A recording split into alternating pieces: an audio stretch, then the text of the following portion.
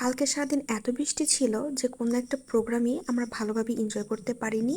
আর এই বৃষ্টির মধ্যে তো কোনো কিছু ভালোও লাগে না। নমস্কার সবাইকে, আশা করি সবাই ভালো আছেন। আজকে আপনাদের সাথে নতুন একটি ভিডিও শেয়ার করব, আশা করি ভিডিওটি ভালো লাগবে। ভিডিওর শুরুতেই দেখতেই পারছেন আমার কাকাতো বোনকে আশীর্বাদ করা হচ্ছিল, তো সেই নিয়ে থাকছে আজকের ভিডিও।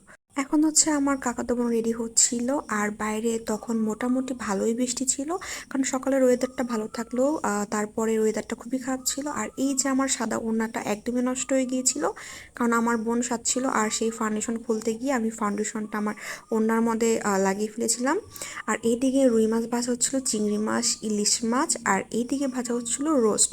আর এই যে দেখতেই পাচ্ছেন যে চুলাটা এখনও ধোঁয়াচ্ছিল, কারণ বৃষ্টির কারণে এইখানে একদম জল জমে গিয়েছিল, যার কারণে আবার নতুন করে বৃষ্টি কমার পরে নতুন করে চুলা সাজিয়ে তারপরে রান্না করা হয়েছিল। আর এই যে আমি হাঁটছিলাম আর এইদিকে প্যান্ডেল করা হচ্ছিল, এটাও কিন্তু বৃষ্টির পরেই, কিন্তু ওয়েদারটা একদমই ভালো ছিল না।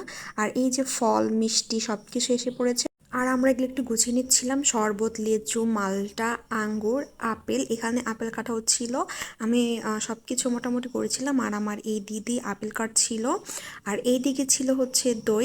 আমরা আসলে ছেলেপক্ষ আসার আগেই সব কিছু তৈরি করে নিচ্ছিলাম। আর এইদিকে আশীর্বাদের ডালাটা সাজিয়ে নিচ্ছিলাম। এখানে আছে কাঁচা হলুদ বাটা, একটা প্রদীপ ছিল, দুব্বা, হলুদ, ঘট আর আমসর ছিল। আর এইদিকে আশীর্বাদের জন্য 5 রকম মিষ্টি ছিল।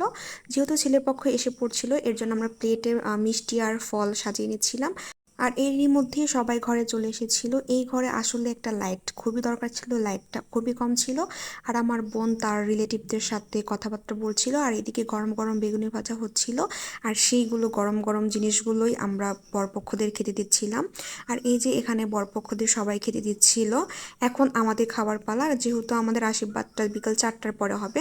তো প্রথমে এখানে পোলাও, সালাদ আর বেগুনি ভাজা দিয়ে দিচ্ছিল। আমি এখানে কাঁচা লঙ্কা দিয়ে তারপর বেগুনি ভাজাটা খেয়েছি। গরম গরম বেগুনি ভাজা আর পোলাও খেতে কিন্তু দারুণ লাগে। এরপর পরের আইটেম দিচ্ছিল না, এর জন্য আমি বসে বসে শশা খাচ্ছিলাম, আর ওইদিকে আমাদের সব রিলেটিভ বসছিল। আর এরপরে দিয়েছিল চিংড়ি মাছের মালাইকারি।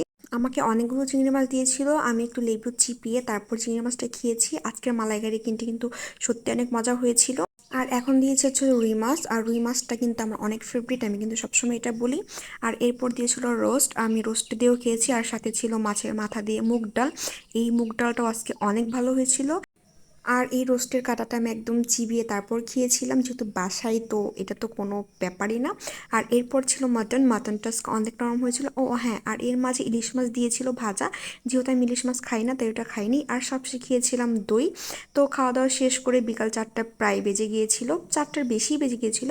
তো এখন একে একে আশীর্বাদ শুরু করেছিল, ওর যত রিলেটিভ ছিল মানে শ্বশুরবাড়ির পক্ষ থেকে সবাই ওকে আশীর্বাদ করা শুরু করে দিয়েছে। আজকের ভিডিওটি অনেক বড় হয়ে গিয়েছে, তো আজকের ভিডিওটি ভালো লাগলে আমার পেজে লাইক ফলো করবেন। ধন্যবাদ সবাইকে।